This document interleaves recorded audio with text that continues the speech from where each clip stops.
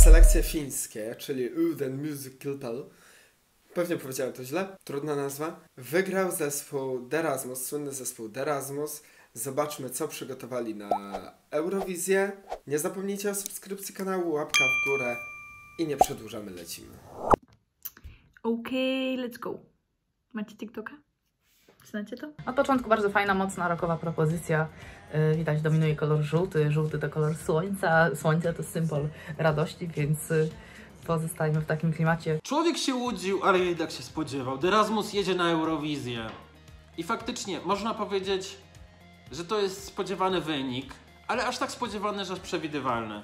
On tak zawsze nie potrafił śpiewać? W Finlandii w tym roku reprezentuje zespół D'Erasmus, który mi się kojarzy z czasami mojej podstawówki, klasami 4-6.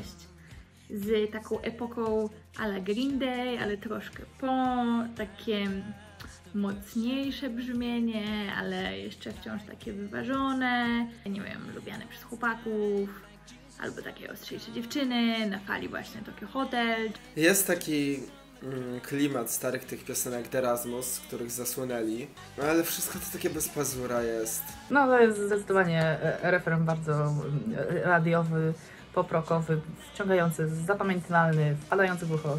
Czy to jest piosenka, która jest dobra? I tak i nie. Jest to coś, co już człowiek słyszał. Czyli z jednej strony można powiedzieć, ludzie lubią najbardziej te piosenki, które już słyszeli. I faktycznie tutaj jest dużo takich inspiracji, zarówno tymi piosenkami D'Erasmus sprzed 15 lat. Słychać w zwrotkach Poison Alice'a Coopera.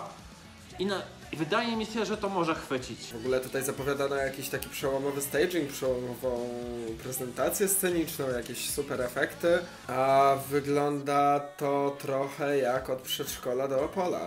Ma to fajny beat. Podoba mi się ten beat, ale mi się ten głos nie podoba. W sensie on jest taki, on właśnie taki jakby został w 2007. Ta piosenka nawet nie byłaby jakaś najgorsza, ale na żywo to jest tragedia.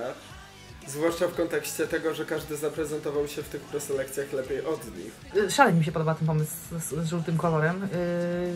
Z jednej strony jest to taki kolor radosny i ta radość jakby przenika przez ten utwór. Z drugiej strony to jest taki trochę antyrockowy kolor, więc tym bardziej to takie kontrastowe podejście do tematu bardzo lubię. Podoba mi się też to, że ma bardzo określoną graficzną tożsamość. Jak miałam, nie wiem, 10 lat, to mówiłam dużo gorzej po angielsku niż teraz i nie do końca rozumiałam te słowa. Ciężko mi było je wymówić, czytałam je z ekranu i to się w ogóle nie zbierało w jedność i to brzmiało fatalnie.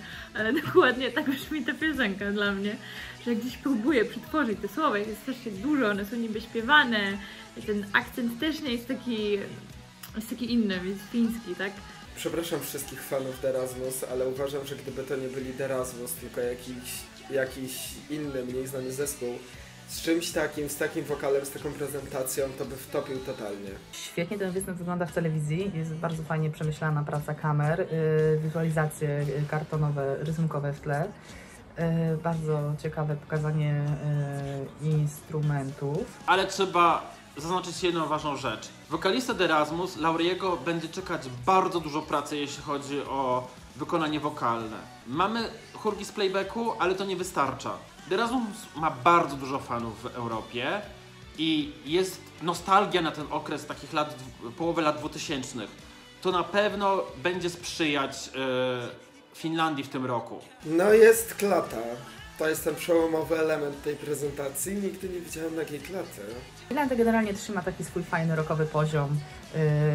Znana jest w Europie z swojego rynku rockowego.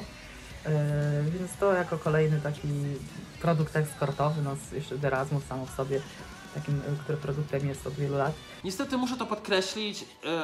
Mam nadzieję, że to jest ostatni raz na kilka dobrych lat, kiedy Finlandia wysyła coś rockowego. Uważam, że Finlandia ma dużo więcej do pokazania niż tylko to, co się głównie kojarzy z tym, co Finlandia eksportuje. Brakuje mi tego, mimo że sam nucę tę piosenkę, brakuje mi czegoś w niej i chyba to jest po prostu, że jestem na tyle zaznajomiony z twórczością zespołu, że to jest dla mnie nic zaskakującego. I obawiam się, że to może być pewien czynnik, który zdecydowanie osłabi wynik Finlandii na Eurowizji. Może mamy taki trend w muzyce teraz, że wracamy właśnie, nie tylko w muzyce, Y2K, bardzo popularny styl ubierania się teraz, ogólnie estetyka możemy to nazwać. Może właśnie wracamy do takiego, do tych lat 2005, 2007, może gdzieś jest w nas to taka nostalgia.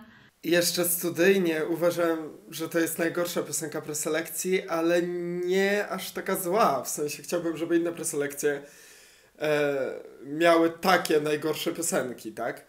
Ale na żywo to tu nie ma życia, energii, pazura.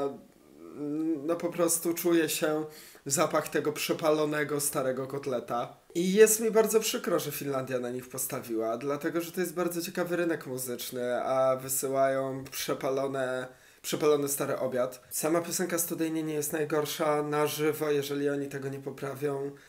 Jeżeli Europa nie pamięta, kim jest Erasmus, to ja nie sądzę, że oni wejdą do finału, chyba że nie będą mieli w nim konkurencji. Jedź taki stary kotlet na starym oleju. Ble. Aż po prostu czuję niestrawność. A no właśnie, to jest mądre. Znaczy nie wiem, czy to jest mądre, ale może to ma właśnie przemówić do tych osób, które tęsknią za latami swojej młodości. Wizualki są fatalne. Był taki serial Galactic Football i tam były takie postacie, które są tam w tle. Tak wizualka.